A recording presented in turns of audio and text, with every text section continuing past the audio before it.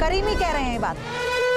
Iran के brigadier हैं general creamy, उन्होंने कहा कि हमें किसी तरह की कोई टेंशन नहीं है, मिसाइल प्रोडक्शन भी चल रहा है, कोई रिजर्व को लेकर टेंशन नहीं है। और इस वक्त मेरे साथ दो मेहमान हैं, कर्नल अश्विनी कुमार हैं, रिटायर्ड हैं, डिफेंस एक्सपर्ट के तौर पर जुड़ गए हैं। ब्रिगेडियर विनोद दत्ता भी हमारे साथ जुड़ गए हैं डिफेंस एक्सपर्ट के तौर पर। आप दोनों का बहुत स्वागत है सर, आप दोनों को होली की बहुत शुभकामनाएं। और लेकिन ये जो जंग के हालात है इसने जरूर इस होली के थोड़े से जश्न को किरकिरा कर दिया है। लेकिन अभी हमने देखा कि खबर ये आई है कि जो खामेनेई का उत्तराधिकारी है वो उनके दूसरे नंबर का बेटा माना जा रहा है। आईआरजीसी की तरफ से कहा गया, उसी के दबाव में अश्विनी कुमार सर आपसे मेरा सवाल है, ये उन्हीं के दबाव में उन्हें बनाया गया है। लेकिन किस तरह से आप इसको देख रहे हैं? रिजीम खत्म करने की चेंज करने की बात तो डोनाल्ड ट्रंप कर रहे थे, क्या आपको लग रहा है खामेनेई के खात्मे के बाद वो इसमें सफल हो पा रहे हैं?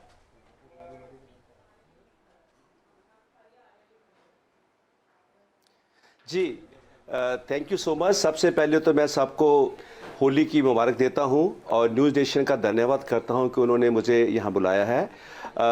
जहां तक नए जो प्रीमियर बने हैं उनका सवाल है, वो उनके बेटे हैं, उनके सलाहकार रहे हैं, उनकी सभी रणनीतियों में उनके साथ थे और वो इस चीज़ का बदला पूरा लेंगे, वो इसको लाइटली नहीं लेने वाले, क्योंकि उनके पास एक्सपर्टीज़ हैं, उनके पास पब्लिक उनके साथ है।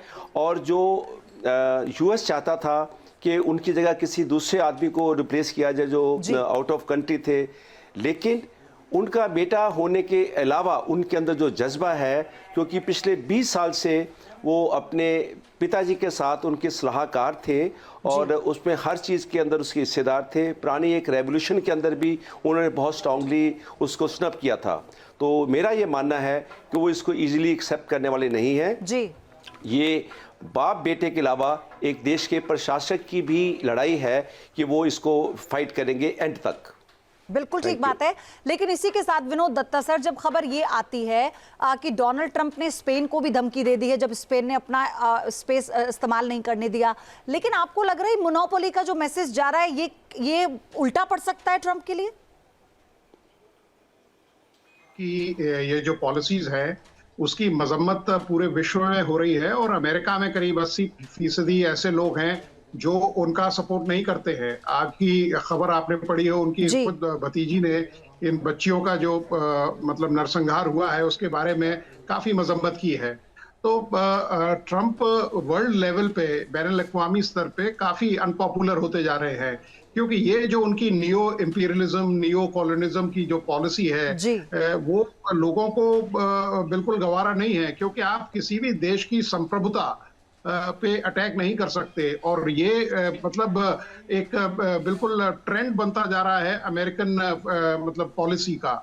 आप देखिए ईरान में, अगर ये कोई पहला प्रयास नहीं है, ये 8वां प्रयास है अमेरिका का सत्ता चेंज का। अगर सत्ता चेंज आपको चाहिए थी तो बजाय इनोसेंट लोगों को मारने के और भी कई इस तरह के तरीके अवेलेबल हैं जहां इस तरह की मतलब चेंज ऑफ रिजीम की गई है। और अमेरिका ने कई देशों में इस तरह की चेंज ऑफ रिजीम की गई है, लेकिन वो कहते हैं कि जब कोई दीपक बुझने वाला होता है तो ज्यादा उसमें ज्योति चमकने लगती है। वही लगता है मुझे अमेरिका का हाल हो रहा है, क्योंकि अमेरिका बहुत ज्यादा दिनों तक इस वॉर को सस्टेन नहीं कर पाएगा। जिस तरह से ईरान मतलब स्ट्रेटेजिकली मूव कर रहा है, आप देखिए। और सबसे बड़ी बात यह है ना सर कि खामेनेई का खात्मा पहले ही अटैक में करने के बाद जो ओवर कॉन्फिडेंस आया है उसे ईरान ने भी बता दिया है, हर मोर्चे पर डटा हुआ है, आप अंडर एस्टिमेट नहीं कर सकते और वेट एंड वॉच आपको करना होगा। आप दोनों सर बने रहिएगा हमारे साथ। आपके मोबाइल पर तुरंत आएगी ब्रेकिंग न्यूज, स्क्रीन पर सबसे पहले दिखेगी बड़ी खबर, देश दुनिया की हर खबर एक जगह। अब आपके मोबाइल पर तुरंत फटाफट इंस्टॉल कीजिए न्यूज़ नेशन ऐप और रखिए खुद को अपडेट।